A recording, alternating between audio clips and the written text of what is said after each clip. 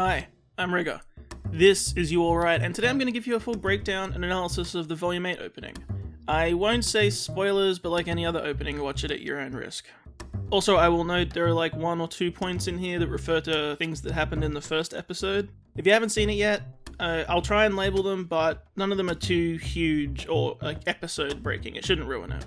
I wasn't sure I was going to do this. I sort of put it off initially because I wanted to talk about the episode, and I really wasn't sure I'd have much to say about the opening. But yeah, turns out I was just tired, and after some shut-eye and a rewatch, I may have some thoughts. But before all that though, the YouTube things, if you like this, there's a button for that. If you know someone who'd enjoy it, please be sure to share it around. If you have any thoughts, be sure to leave them in the comments, and of course, subscribe for more. Now, onto the video. So, I realized the way I'm going to do this is I'm going to go over the visuals first, and then the song. There may be some crossover, but the structure will help me get my thoughts out. Of course, like any opening, always take them with a grain of salt. Not only are spoilers common, but bits added for flair are as well as intentional misdirects, because I know people like us do this. So, we'll get into it. Starting out, I said in my episode 1 thoughts that I didn't really like the screen switches. Having rewatched it, I don't love them, but I don't hate them. I found my problem with them though. It's probably intentional, but it messed with my head. The story is starting in Atlas and the pale blue, and then it switches to the red sky, burning fires and grim, and I realized it felt like we were going backwards because it felt like we were jumping to Volume 7's opening. I realized the red backgrounds were also alluding to this event in Volume 7, but that's what caught my eye wrong, I think. And the transitions of this video glitch, I know it's a tech element we'll be encountering a lot, especially through like Watts and Pietro and the military and the tower, but this is one time where I think a flat switch would have actually been better, unlike some of the times they used it during episode 1. The switch is intentionally jarring, and here I think that would have worked better. This has that weird feel like we're looking through a simulation. Also, just a personal note, I don't like the switch times on the song beat. I can't put it into words, but it feels kind of off. I think it's that the length of the transitions are too long, rather than that sudden switch I mentioned, which would have been better on like the drum beat. I think it just visually takes too long with the beat of the song behind it. Just personal opinion. Next, after just a dramatic eye close-up, which is normal, we get the title card. I love the logo. Minimalistic red on white is always great. It might be a touch too dark, but if you want to be different from RWBY's brighter red, so it's no big deal. Next, a lot of people I've seen mention that Qrow isn't in this lineup, and that means he's gonna die. I wouldn't say that. Instead, it looks more like they've just separated, which is fine, and our main heroes are left to stand alone, one thin line against the world. I'd be much more concerned that Penny isn't here. If you want to read into it, the fact that everyone literally has their backs turned on RWBY, you could. I also like that RWBY herself is in front and center, hopefully meaning her personal arc will be important, particularly with Salem around.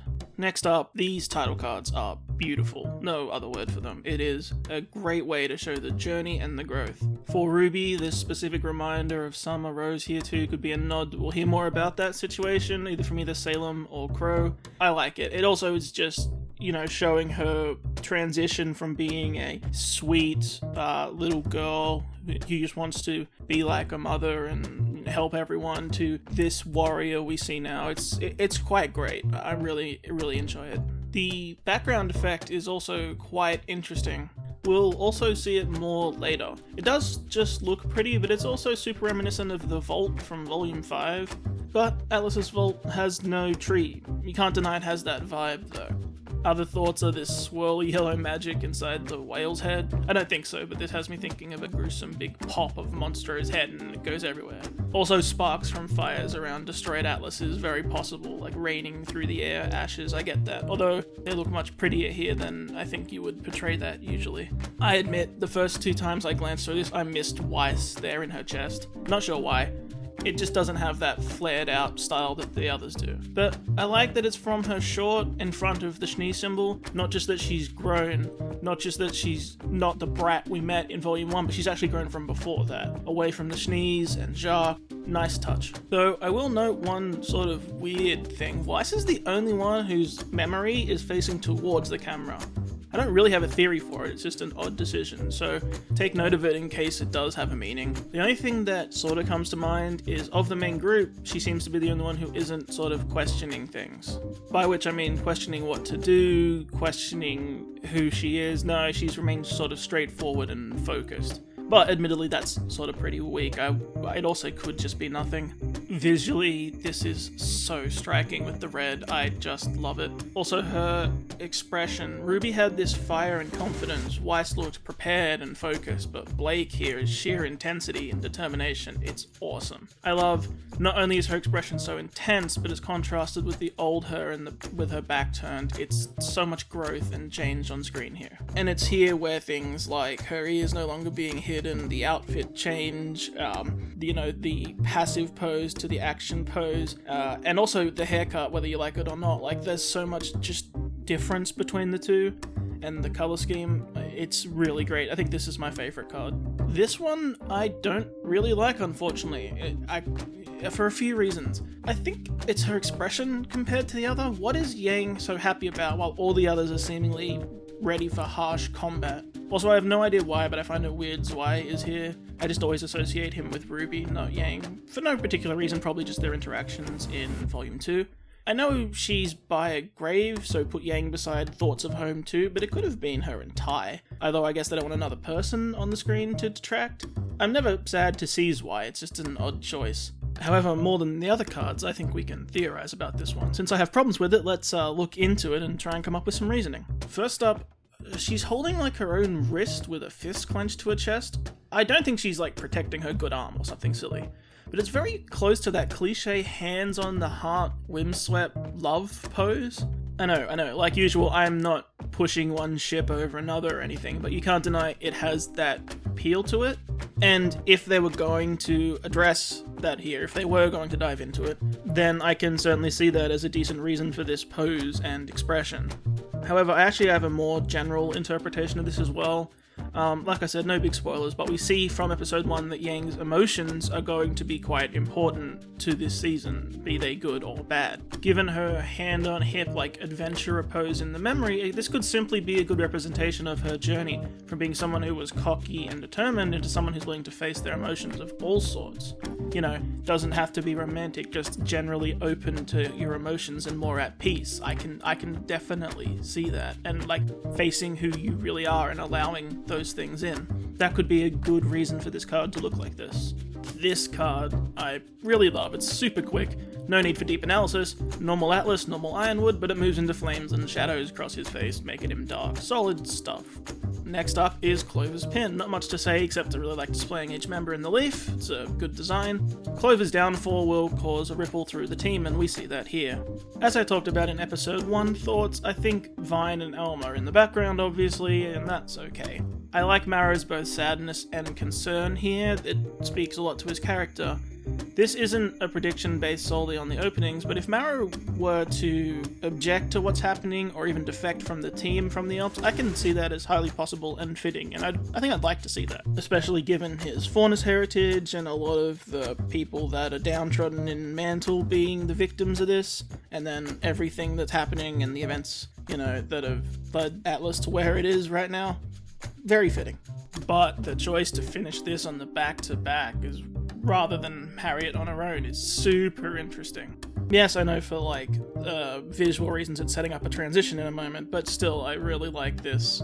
They could have easily just had it be Harriet and then a silver switch, so they put this back to back here, and I really, really enjoy it. I said it in my episode 1 review, but I love Harriet's more extreme reaction. It's not really a spoiler, but I said that in the thoughts that a focus on Harriet would be great, and I got responses saying that Marrow seems like the better choice. I'll restate my thoughts with a clearer head. Marrow is a better focus for a sympathetic character. But as an antagonist, I really love Harriet's potential and descent. I love this duality of response. One is angry, one is depressed, and their hair makes their profiles almost mirrors. I just really like it. And also, yes, to this fight. We got a lot of fights to be doing, a lot of things to be doing. I don't know how we'd fit it, but, it'd be cool to see. Next, we have Robin reaching out her hand and pulling Qrow to his feet. Literally. Yeah, that's an on-the-nose metaphor for sure, but I like the idea of Qrow having a support character rather than the expected spiral back down. I'm not sure why Robin's the best choice for it, but hey, Robin and Qrow. Birds of a feather flock together. In fact, Robin's expression is actually pretty positive and reassuring. Also, I guess she's just here with Qrow, so that story makes sense. What I'm gonna say next might really piss some people off if they think RT is trying to be overcorrective in like a "I swear he's not gay" thing like they did with Clover, because some people really had investment in Clover's potential romantic interests in Qrow and vice versa. So I will put out there beforehand, this is not really like just my thoughts, this is what it seems like this screen could be leaning towards, and you know what I'm going to say. And also I had absolutely no problem with Clover and Qrow. But looking at this frame, looking at their expressions, and looking at the story this might be trying to tell, I honestly wouldn't be totally against this pairing. A light bird and a dark bird, a loner and a leader. I think it's nice to think Qrow has a future, since I've always pegged him down for death eventually. And that's one of the reasons people liked Clover, is they liked that Qrow had a future. So if he finds it somewhere else, then that's not the worst thing. Also, there is another duality of this pairing that I really like, and it's super metaphorical, so we'll see if they want to do that. But you have a character who brings misfortune, and then you have a character whose whole goal has been to help the misfortunate, the downtrodden, and lift them back up. So putting them together, you know, there's some story to that. It actually feeds into their characters, even though Robin doesn't have heaps of character. It really works, so I'm not against this. I don't know how we have time for it, but I'm not against it. But again, that's reading into it. I don't think that this one card suggests all of that, but, you know, reading in between the lines. And speaking of the lines, the bars that close over them in a second is pretty obvious enough. I don't even have to show it. Moving on. Although, before I do, jailbirds. Ha! Also, if this ship actually happens in the show, that's way better than no, one's called Snowbird, we can't call them Snowbirds because of the colours thing. Like, I don't go into ships, I really don't care that much, but that's a way better name. Just saying, I did it. Okay, and on to Oscar. Clutching his head is great as he struggles with it, but this is just goofy. I'm sorry. Salem's presence and fear has always come from her being a quiet, boiling, commanding demeanor and her casual approach in the face of power. This had better be metaphorical. Turning her into Demon Dracula isn't scary. I like the idea she's hanging over him, a looming fear over the thing in his mind, Ozpin, while he struggles to wrestle with it. But her eyes look goofy here, just so long as this is a metaphor and she's looming over Ozpin in his head and that's how she'll be preying on him. I don't want to see her grow bat wings and fly around. We've already seen her fly in Jin's vision, and she didn't need big goofy bat wings. Like, floating around like casual and unassisted is actually way more creepy and foreboding. This is just silly. Please don't make this a real thing. Alright, next we get these sinking pairs of weapons. It's a cool transition shot. If nothing else, I'd read into it as the pairs having issues where they once fought beside each other. There's a drowning metaphor through this whole opening, actually. If I'm honest, I'd like a literal flip of that, of something breaks through the ice somewhere and they actually fall into the dark, freezing depths, and someone almost drowns. I would absolutely be down for that. But on the metaphorical, drowning under everything and in the situation is clear enough. So I really like this. The three of them are on separate points, almost like a shield, and, you know, they all give an equal distance from each other. Jean's here showing real growth and determination, but the real story, oh yes, both Ren and Nora looking over their shoulders in want and concern, but with their backs to each other. Oh, okay, I have to plug it. My Ren and Nora video, I see it happening. I see it happening. I'm bringing up the theory because I see the narrative in the opening. I fully explain it, the ins and outs in that video. I'm putting it in the iCard, I'm putting it in the description, I'm going to mention it again later, I'm putting it at the end card. Go watch that video. But to sum it up real quickly, what I think this opening is telling us, or what I can read into it, is I actually think Ren's going to die. And you may think, whoa, that's really big for just like this one shot, but it's not just this one shot. But still, I'm gonna mention it anyway because there is definitely one way to read this. Just look at this, and it even could be along the lines I mentioned how I want and think it should happen in that video, but it could happen a number of ways, but look at this.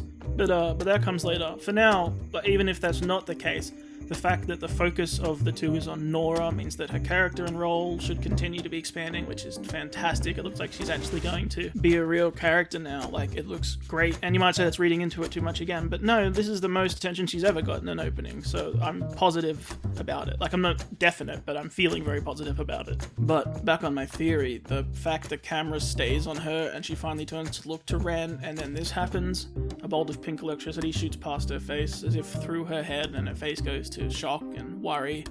That's exactly what I said in that video. A moment of shocked grief as it doesn't process. The bolt of electricity through her mind, it's like when Gohan snaps, it all changes. Not only has Nora's electricity been pink before, but it's Ren's color. There's a real chance this means that. Oh god, it's so good if... just Yes. And now onto something else I love, this standoff. All the yes, love it, love it. Please be awesome. I'm hoping for a fight. They've set it up with them training against each other multiple times, but I just love this. And I love that once they cross, they're sad and lost. The facial expression work is superb so far in the episode and the opening. I mentioned it in my episode thoughts, but I like the metal armor and the medical brace. It's a cool look, putting some armor and some pauldrons on the soldier. Excellent. Winter's look of sadness, doubt, almost shame here is really new for her. Her internal strength has faded, not to mention crossing each other, not only on a Schnee logo, but of course it's their glyphs. Symbolism, symbolism, symbolism everywhere. I mean, they're literally crossing each other. It's fantastic. I like Winter possibly having doubts about everything. You know, she's always been to the law and following instruction, and she's been shown multiple times people that question that. And, you know, she's never been as strong as she pretended she was. So I love the implication of vulnerability. It could mean a lot of things, but whatever it is, I want to see it. Then, just like for Volume 7, we do the other Schnees together. This is so fast, I don't think we'll see much of them, unfortunately. Willow looks the same as ever, and, you know, depressed and down, but Whitley looks in thought, which is nice. If you want to read into it that the Schnee logo shatters, be it their household, their family name, or just their family, then you could. Also, you know, Atlas falling and all that stuff, and no Jacques, which is fine. I don't want him being a key player anymore anyway. Then there's this, Salem and Ironwood playing chess against each other is easy enough to understand, but I do like that Salem's pieces are grim, that she sends in to attack. Ironwood's pieces just dissolve as if he's lost all support, or be left alone to face the impossible wave coming towards him. I said it before, and I will say it again. I really think that this part of the story ends with Ironwood making some kind of self-sacrifice, be it some kind of kamikaze attempt or some other crazy plan to slow Salem down once he's seen the quote-unquote error of his ways. I think that it'll be to slow her down while everyone else flees to wherever we're going next in hopes that they can get there and prepare. You know, go down in a blaze of glory and doing something good, not just as a bad guy. And I think this could be that. He doesn't run, and he's left alone to face her in the end. I like to think he goes out on a positive note.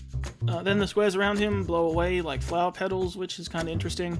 You could read into it more being like, you know, the flower petals mean RWBY or something, but really I think it's just to leave him alone. He literally has nowhere to run, no more squares to escape to. Also, there is a flower petal motif that runs through this whole thing though, I'll talk about that later.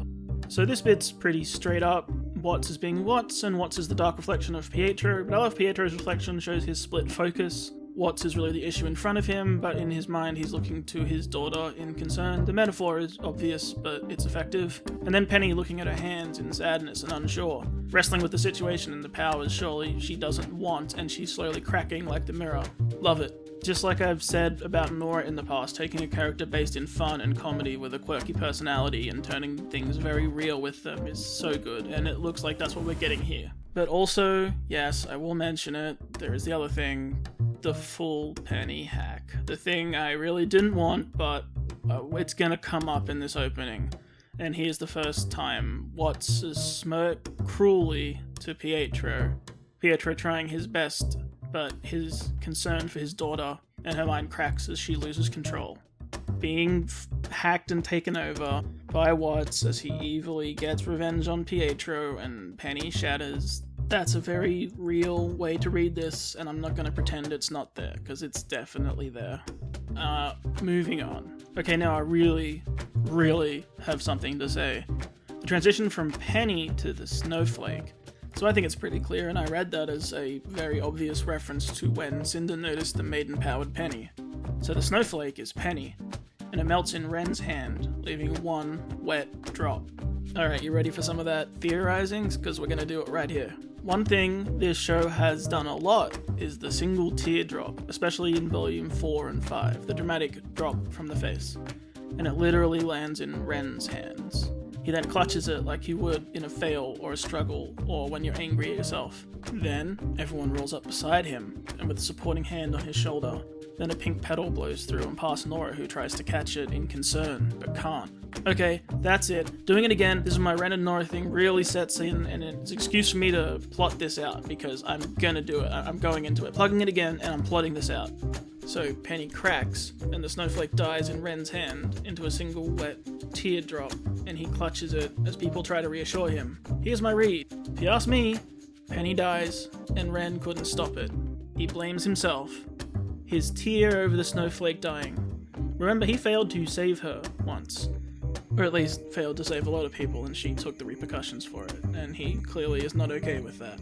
Everyone tries to reassure him, but also look at him in concern. Then a pink petal blows through, which I was like, oh, it's like when RWBY leaves petals. No, it's not. It's a direct reference to the pink petal on Ren's lotus symbol. So that represents him, and it blows past Nora, who tries to catch it in deep concern, but it's lost to her. It blows past her in the same fashion as that snowflake blew to Ren, on its way to die. So here's my morbid read. Penny dies. Ren blames himself because he's there when it happens, and he can't save her. Then, later, in an act of heroism and grief, he sacrifices himself to save Nora when she's in trouble. The pink petal blows past her. He does this because he failed to save Penny, and he won't fail to save Nora, and makes the choice. That petal is lost to the wind. It's gone. Admittedly, this falls in line with my previous prediction, but you can't deny there's something at work here. And I say that this has a double meaning. People aren't just looking to reassure Ren, they're mourning his memory. They're looking at him with some sweet happiness and some reverence, and a supporting hand on his shoulder of the thoughts of his life. They're not supporting him, they're saying goodbye. But again, I know I'm fulfilling my own narrative, and you can read it many other ways as well, but I have to mention it because I can see it. Personally, I'm not happy at all about the idea of Penny dying. I've made a whole rant video about it in the past, so I'm just analysing what I got on screen here. But now you mention it, Penny was missing from that lineup on the title card. Huh. And you can say, well, but Ren's there. Yeah, but how obvious do you want to be? If you took him out of that title card, what are people going to think? Anyway, moving on. Then the mood switches as the moment passes and the rest of the team drops in. If you want to read it as Nora simply loses Ren's relationship and can't hold on to him as the petal blows away, because Penny's right here and she smiles preparing for battle, you can. Or you can read it how I did. That this is a misdirect and what I said before is true, and this tone shift is throwing you off that part. That this two teams reuniting to face down the Horde thing is either a metaphor or just earlier in the story and we're exploring things out of sequence. However, this is more worrying because as all the grim threats approach and the tower hangs overhead as something to get to, the team is torn between the oncoming attacks, and Penny floats up with her swords out and turns to face them. She's also going to fight them. Her back is to the grim. I hate to say it because I don't want to at all. And like I said, I've ranted on it, but this is another point I think we're getting the Penny hack. She literally moves from being onto their side to flying up above them, taking her swords out to be combat ready, and turns to face them overhead. I hate this idea, but I'm just looking at what's in front of us. Also, if Penny dies, this could be how they're forced to kill her. Make it some sense that maybe Ren is the one who delivers the killing blow even. And you might say, wow, that's cold, and also, why would Ren get the kill there? It'd be way more emotional for RWBY to do it, but if you want to set up this whole long flow story, or you could have it that it's not that Ren kills her and someone else does, but he failed to stop them maybe kidnapping her or getting her so they can hack her, and he blames himself for that because then she's gone. Also very possible, I can see that. In fact, that one even seems more likely. So, just feeding that narrative. Next, Yang and RWBY's reassured here look is interesting. Again, okay, minor spoilers for episode 1, 3, 2, 1. But their sisterly disagreement and starting of that split seems like it's going to be central, or at least I really hope it is. So if this is accurate, I hope it isn't that those things are resolved too quickly. Then we go through your classic opening thing of a person-to-person smooth transition of everyone fighting. Nothing really to read this except for remembering Weiss has a way for them to fly, which is nice. Keep that in the back of your head. And then there's this, and I love it, because all the heroes literally stop. Everything stops for Cinder to walk through. Neo's look here is great. See my episode 1 thoughts. I'm still absolutely mad that Emerald is here, but she's here, and at least they show what they should show, which is she tries to approach Cinder in a friendly manner, only to be completely ignored and denied, so, at least that's positive. But yeah, everything literally stops for Cinder, and I really hope that's a literal metaphor, because we're talking backstory. And spoilers for episode 1 in 3, 2, 1. But yeah, that's totally happening. We kind of know it is. But then there's this. Now, I have never, ever liked the idea that the fandom has pushed of Salem will get her and control her mind or whatever because there's a Grimm in her and it'll take her over. I hate that. But, you know, you can definitely read it that way, but that's its own topic. You could read it like that. However, you can also read it the way I'm choosing to read it for now, which is that her grabbing her hand and screaming is both her struggles with what she's become, her position under Salem, which the hand represents, her quest for power, and her struggle to get there. This isn't definitive at all, and, you know, I just think it's anger and rage and frustration and the pain of what she's gone through, rather than it taking over Cinder, and like her trying to fight it. I just hate that. But, you know, if you want to read it that way, you're free to. Also, I know fire is her theme, but everything going up in flames around her is pretty great. Another metaphor you can read pretty easy. Then we go through the flames through the rest of the villain roster. That's fine, that's good, you gotta put them in there. Also, you know, the bad guys in Bring Fire, bad things coming, all too good. But, there's way too many villains here, man. Like, just a general note, like, especially bringing Emerald and Mercury and Hazel back in. There's too many people here. But that's a thing for another video, I guess, or another time. I do really love Salem's eyes set on the relics, though. Again, an easy metaphor. You know, it's not, you don't need to deep dive on it, but that's what she's focused on, and I really like the aesthetic choice. Her eyes look good here. But then, interesting note, the two relics come together. Also that the staff emits blue smoke. A few things. With those title cards, I had also thought maybe those fiery sparks, and you'll sort of see them later, was an effect from the staff in use, like maybe it looked different. But this implies it also has blue smoke, which is more consistent and makes sense. You know, there's no reason to think it doesn't. I was just theorizing about other things. But I do want to note, it could just be for effect like everything, but the staff has blue smoke also shooting off it. Just gotta ask, even though it's not like the popular theory anymore, but could we see another being in the staff?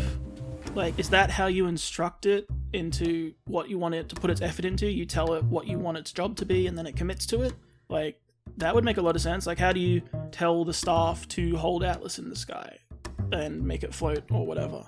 Like, there's no button on it, I wouldn't think, and then you just hold it out and hope in your head? Maybe.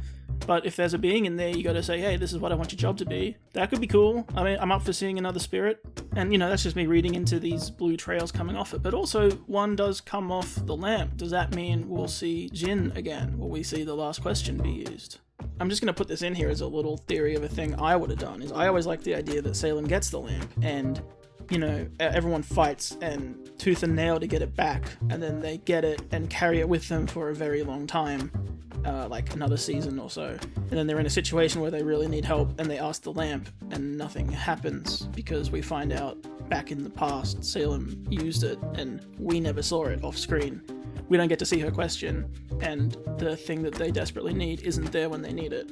I think that would be awesome, but this opening doesn't suggest it. I'm just putting it in here as a fun thing. But my last actual point about this, you see the two relics sort of all go blue smoky and come together and float around each other, and then the bits come off them. I need to ask, because we've never really asked before, does bringing two relics together do something? We know what bringing four together does, and that would be disastrous, and we assume Oz has held multiple, but we've never gone into having two together or more if that has its own effect, if holding multiple grants you something else, or they can interact or something. We've never asked that question, or at least I haven't seen it asked.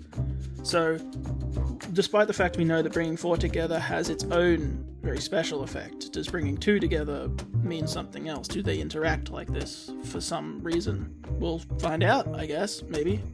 I think that'd be a cool, unexpected twist, but either way I won't linger on it much further. It's food for thought, though. So, moving on.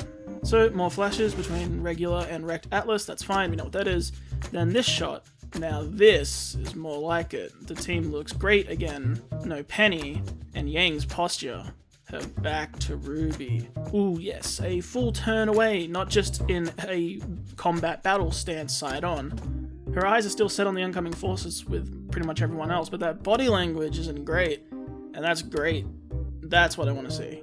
Okay, then next up, noticeably, the ground falls away under Team RWBY. 3 things. 1, I like the reference to the opening for like 3, with everyone falling and Qrow falling away, etc. The Team RWBY falling away from everyone else. And again, maybe there's some literalness to it, since maybe they do take a dip in the freezing water. Also, it's not in the opening, but I have an idea as to how. The Grim winner. Look at this giant tunneling form. Just a thought. You know, like sandworm style. Again, this underwater effect, literal or metaphor, drowning, but there's a bonus here, check it out. The effect on RWBY's face here when drowning. Now, then there's these glowies again. Drowning RWBY looking at the light. That's a good example of how water moves on your face, and it's, you know, a good representation of reality, but, I mean, this is RWBY, so if you see this frame, it should remind you of something else. Salem, drowning in the pools of creation. And what's she looking up at? Oh yeah, the staff of creation. And there's all these yellow floaties around, like, what was it again? Oh yeah, all the yellow leaves from the god of creation. Seeing some parallels. To be honest, you could read this so many ways, but if you do want to make that connection, like she's Salem, like she's drowning in her own mistakes as well, maybe? With the consequences of that? Maybe that followed by these grim arms could mean something else that occurred to me. This is a long shot speculation, but what if this season ends with RWBY kidnapped by Salem? Drowned in immortality whilst trying to reach the staff, but is grabbed and overtaken by Salem's grim hands. Now that's interesting. And believe it or not, there's more evidence to this later, but we'll move on for now. Although I will say that there's a callback to Volume 6 with RWBY escaping all the hands in the tunnel, which of course turned out to be the apathy. And of course in that there was also Qrow being pulled down by the hands like RWBY is here, but that was about his like depression and being pulled down after the apathy incident. But still, like, you know, they sort of line up. Okay, so I don't like the words, really, it sort of breaks up this visual flow, but, you know, they are kind of fun. Happy, then happy with a question mark, ever to never, after to again, happy ever after becomes happy ever again. Nice, I guess. This scratchy Grim line work looks like the Grim she's getting to hunt Oscar, by the way. Notice the teeth and the red snarl, so this will be some mini-boss sort of thing. Then this normal Penny with green eyes, like her maiden powers and her normal colors, and then also reflective of like a positive, good, or bad result in a computer. Then the iris goes red, then she goes red, more alluding to the penny hack, or she just snaps, but its flickery nature and the eyes and the positive negative colors undeniably gives an electronic feel, so penny hack. Then all weapons of Team RWBY fall into either water or snow. It flows like water, but it's in pieces like snow, so take your pick. Really thinking it symbolizes defeat by the end, you know, everything, all their weapons fall into nothing. Now this shot, not only does it look great, but it lends itself to my earlier point. What if this is what's left? I noticed earlier when they fell into the hole, Crescent Rose also noticeably vanished into the darkness sort of on its own. I know that's hard to explain, but if you look, like, it separates from RWBY and then it falls in, and it falls in a bit after her, like it vanishes to darkness. You have to watch the clip properly to get it, but putting all these pieces together gave me this thought. The hands grabbing RWBY, her drowning like Salem, weapons falling to the ground a lot through this trailer. Crescent Rose being highlighted a few times, not just because it's RWBY's weapon, but, you know, getting that sort of little highlights if you pay attention. And then this final shot with just Crescent Rose stabbed in the ground alone by the moon. I think this lends itself that RWBY gets kidnapped, and this is what they find. They find Crescent Rose, and no RWBY. Now, you could say it goes back to RWBY being useless without her weapon, be that true or false given the Volume 5 debacle, but even if it's not referring to exactly that, it's a strong metaphor to be powerless and gone without a weapon. We know Salem wants RWBY, just a wild guess, but maybe she gets her. That'd be something. I don't have a plan for how the next volume would go if so, but you have to admit, for an ending cliffhanger, for the hook for next season, if the team recover out of the destruction and Salem's leaving and they're barely made it through, they go looking for RWBY and just find Crescent Rose like this, you know, what are you gonna say to that? Because now you mention it, RWBY was separated from the group at that title card, huh? And then the petals blow through the frame, like when RWBY leaves. like the metaphor of Summer Rose being gone again, and all of this framed against the shattered moon. That was because of Salem. Long shot theory, but don't say you don't see it. Alright, that's it for the visuals. Now let's look at the song. The song, of course, by Jeff Williams and Casey Lee Williams, as yet untitled as far as I can find.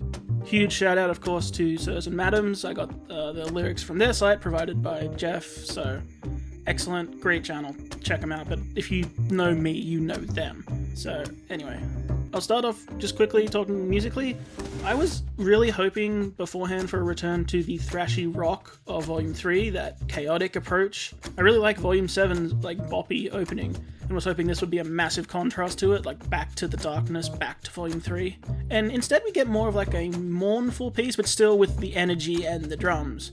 I don't dislike it, it just wouldn't have been my approach, but that's perfectly fine. If that's the tone of this volume and that's what fits, then so be it. I'm not a huge fan of the transition in the middle. It's a bit discordant, and I get that's the point, but it still sounds off. It might maybe take a few more listens before I warm up to it, however that happens pretty frequently. The whole second half of the song I really can't get into musically. It's the clash between the drawn out vocals and the sort of rapid hits behind it with the drums. It just doesn't sound right to me yet, but that's a review and this is an analysis, so we'll get to those lyrics because there's something to look at. So, first bar here. So this is pretty straightforward. The entire opening reflects on the journey. This doesn't just mean their families, it doesn't just mean the actual losses like Pyrrha, but also the joys of just a normal life. They set out to fight. And the next one, the same is reflected here. They not only gave up their lives to be huntresses and be of service, but people like Pyrrha and Summer gave up their lives trying to win this fight. And it's apparently something they had no chance against from the start. So I really like this description of it being a leap of faith, of it being something they truly believed in, being a huntress, protecting people, and also who they put their faith in, people like Ozpin, only to find out that it was misplaced. And of course, reflecting on what they gave up to do it, where they could be now, but they're not. And even if they were just huntresses, it reflects on those happy times, volumes 1 and 2 especially, the fun they were having, the carefree piece of, even though they were putting themselves in danger being huntresses, they were having fun doing it. This isn't fun, this is very real. And then this is just excellent. Once again, the same themes, but this whole thing reflects really, to me, on their talk around the campfire in Volume 2. They wanted to change the world, to undo hate, to carry on legacies, and they realized that their childish dreams and whatever they wanted would have to come after their job, which is more important, being a huntress and protecting people. But now, it's all just upgraded. They literally have saving the world and changing it forever on their mind by taking on Salem, but their goal, they found out, is just as childish and seemingly impossible. It's a strong evolution of those same themes, how everything's now recontextualized. The things they thought were important weren't, and even the things that they thought would be the most important now are nothing in the face of what they're up against. And then this next section, this is an interesting approach. I think it's a good idea, but they start this here with an ounce of self-blame. No matter how powerful the enemy is, they have to face their own mistakes. And they're now seeing everything crumble, blaming themselves whether they should or not, but some of them definitely feel like they should. Some of their choices, some of their decisions, however you describe it, it's all led to here, and they see in front of them doom. This again here reflects on Salem's big speech at the end of Volume 3, that they'll cling to their fleeting hope and aspirations, but you divide them and, well, look at this. They themselves are saying there's no hope in this situation. And then I really like the attempt of the middle line here at the thought that, well, maybe they will be able to see home again. It's that little hope in the back of your head when you face doom, like maybe there's a chance to return to normality, only to then crush themselves with the next line. Because that's looking a lot less like a maybe. You could be facing the end right now, the end of everything, not just your life, but the end of all of it. You're looking at it, and there's no chance of running away home. And then now we get really dark. Ruby's not gonna die here, but the rose in general can be a metaphor for life, and you can thank Summer as well. The fruit rotting on the vine, no chance to live. It'd be real cheeky if this somehow references to actual vine, but I doubt it. Though he could die, I guess, long shot, but whatever, doesn't really matter. And then this one, man, I'm telling you, that Ren and Nora thing, I know it follows on lines about roses, but a lotus is a flower too, and Penny can be rolled into that, not to mention all the lives of the thousands at risk at Atlas. But yeah, Salem doesn't die, and also could be a reference to just evils and mistakes of man as well, those don't die. Some like betrayal, cowardice, maybe some sins will happen. So this is interesting. Yeah, the war won't end in peace, it's not over, this won't be the end of, the story. The second line though, is it Ironwood choosing the wrong path? Or maybe, like before, in the last section, and like we've seen in the past, will we see some betrayals? Is someone going to sell out Team RWBY for a deal? Maybe the Happy Huntresses make a deal with Salem to give them Team RWBY if they don't attack the people. Or Harriet does something to get Qrow. I don't know.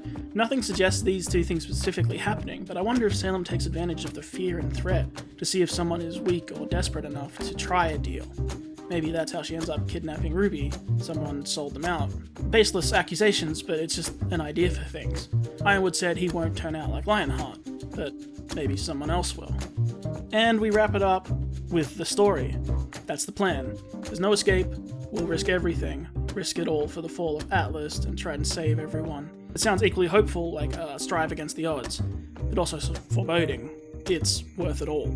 Worth your life and the lives of many to do this fight. But I guess the other option is give up. Bleak, but fitting. Okay, so that's the video. The visuals and the song for Volume 8's opening gone through in as much depth as I could manage. Thank you so much for sticking with me. If you like this, there's a button for that. The same for if you didn't. If you have anything to say, please leave it down in the comments below, especially for a video like this. It's fun to discuss and theorize. If you know anyone who'd enjoy this content, please share it around and subscribe to see more. You can find me over on Twitter @YouAllRight. That being said, my name is Rigger. I hope you have a wonderful day, and I hope I did alright.